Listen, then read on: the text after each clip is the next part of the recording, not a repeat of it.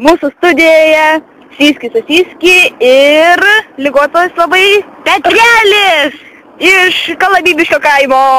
Taip, aš, žinot, skerdžiu ten paršelius. Už kiek litų? Atentų. Centų?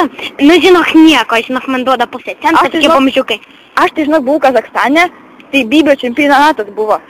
Koks ilgesnis bybis, tai žinai, prisilitavau, tokį kažkur ten nusiroviu, šiukšlyno paroviu, ar kur ten. Aha, ale, žinok, aš kaimelį buvau susiradęs tokį bomžą ir žinai, kokią man jisai istoriją papasakojo, kad jam nukando vieną kartą bybį moteris ir suvalgė. Jo. Ir Kiek kainavo? Kiek kainavo, nežinau, bet sako papigiai. Nu, Syski, ką tu nori pasakyti? Nu, mano 3-litrinėme Zvonkiai gyvena tokia mergaitė. Mergaitė? Jo. Vardu? Saša. Saša? Jo sakytis buvo tokias geltonas truputį. Liežavėlė. Jo.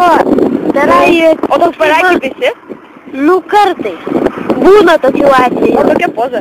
Poza tai tokia raudoniukė. Tokia įsirėtė tenai. Ai, Kamasutros, ne? Da. Tu, ponas Syski, gali pasakyti, kada tu spėjai užtvindyti visą Antarktidą? Nu, spėjau. Ai, aš matau, tau iš nosies sperma bėga. Nu, einam visi, bėgam. Oi tu.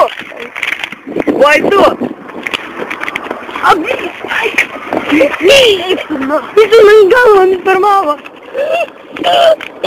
Viskas mirė.